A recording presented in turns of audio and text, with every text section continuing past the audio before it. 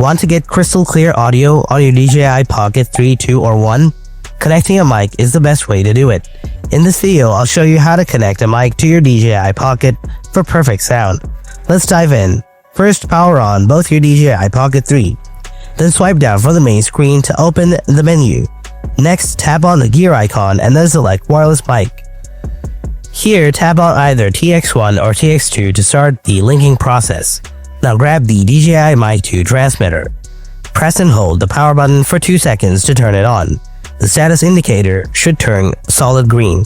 After that, press and hold the record button for 3 seconds until the indicator blinks blue. Then press and hold the linking button until the indicator blinks blue. Now tap confirm from the camera screen to connect. Now check your recording. Here you will see a volume bar on the Pocket 3's screen indicating a successful connection. And that's it. This is how you can connect a mic to your DJI Pocket for perfect sound. Thanks for watching. I'll see you in the next video. Until then, stay tuned and take care.